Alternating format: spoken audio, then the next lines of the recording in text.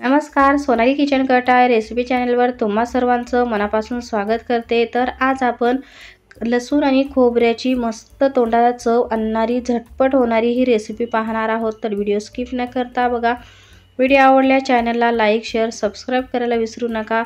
एक लाईक आणि एक सबस्क्राइब नक्की करा। तर इथं मी लसूण पाकळ्या घेतलेल्या आहेत, 10-12 लसूण पाकळ्या, खोबरं एकदम असं बारीक कट करून घेतलेलं आहे, चवीपुरतं मीठ, मिरची पावडर घेतलेली आहे 2 चमचे आणि अर्धा चमचा जिरे, हे सगळं साहित्य घेतलेलं आहे। तर आता आपण चटणी बनायला घेऊ। तर इथं मी कढई घेतलेली आहे। तर जे आपण तुकड्यामध्ये कापून घेतलेलं खोबरं होतं ते अगदी 2 मिनिटं परतायचं आहे। जास्त कलर चेंज करायची सुद्धा गरज नाही, हलकंसं आपल्याला हे कडक करून घ्यायचं आहे।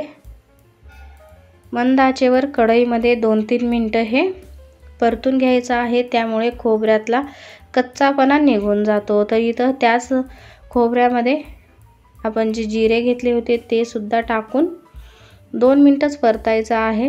मंद आचेवरच हे करायचं आहे, खोबरं करपू द्यायचं नाही किंवा ब्राऊन कलर येऊ द्यायचं सुद्धा नाही। अशा पद्धतीने 2 मिनिटं हे परतून झाल्यावर हे आता आपण काढून थंड करायला ठेवणार आहोत। तर अशा पद्धतीने बघा मी आता थंड करून घेते।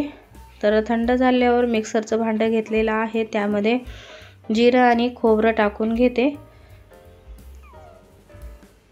आणि लसूण पाकळ्या जेवढं तुम्ही चटणी बनवणार त्यानुसार तुम्ही हे साहित्य कमी जास्त करू शकता। तर लसूण पाकळ्या टाकून घेतलेल्या आहेत, चवीपुरतं मीठ आणि मिरची पावडर टाकून घेतलेली आहे। तुमच्या तिखटीच्या आवडीनुसार तुम्ही कमी जास्त सुद्धा करू शकता। तर हे सगळं टाकून आता छान असं मिक्सरला फिरवायचं आहे, थोडंसं जाडसरच फिरवायचं आहे, जास्त एकदम बारीक करायचं नाही। अशा पद्धतीनं थोडंसं जाडसर ठेवायचं आहे, जेणेकरून खाताना छान अशी टेस्ट लागेल। तुम्ही जर ही चटणी बाहेरगावी कुठं जात असाल तर अशा पद्धतीची करून घेऊन जाऊ शकता, मस्त लागते।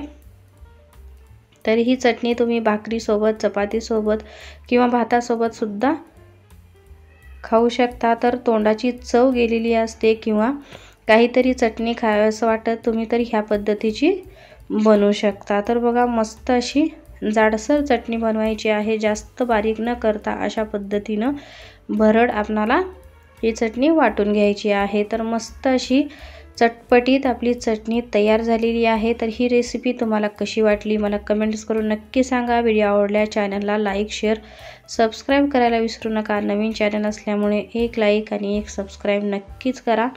असेच नवनवीन व्हिडिओ पाहण्यासाठी चॅनलला कनेक्ट रहा, साईडला दिलेल्या घंटीवर प्रेस करा, जेणेकरून माझे नवनवीन व्हिडिओ तुमच्यापर्यंत सगळ्यात आधी पोहोचतील। अशा पद्धतीच्या अगदी कमी वेळेत होणाऱ्या झटपट रेसिपी मी माझ्या चॅनलवर अपलोड करत असते। तर नक्की बघा। खूप वेगवेगळ्या साऊथ इंडियन पद्धतीच्या व मराठवाड्याचे स्पेशल असे रेसिपी अपलोड केलेले आहेत, ते पण तुम्ही जाऊन बघा आणि कशा झाल्या कमेंट्स करून नक्की सांगा। माझा नवीन चॅनल असल्यामुळे एक सबस्क्राइब नक्की करा। असेच नवीन व्हिडिओ पाहण्यासाठी साईडला दिलेल्या घंटीवर प्रेस करा, जेणेकरून माझे नवीन व्हिडिओ सगळ्यात आधी तुमच्यापर्यंत पोहोचतील। असाच एक व्हिडिओ घेऊन भेटू आपण पुढच्या व्हिडिओमध्ये। माझा व्हिडिओ पाहिल्याबद्दल धन्यवाद।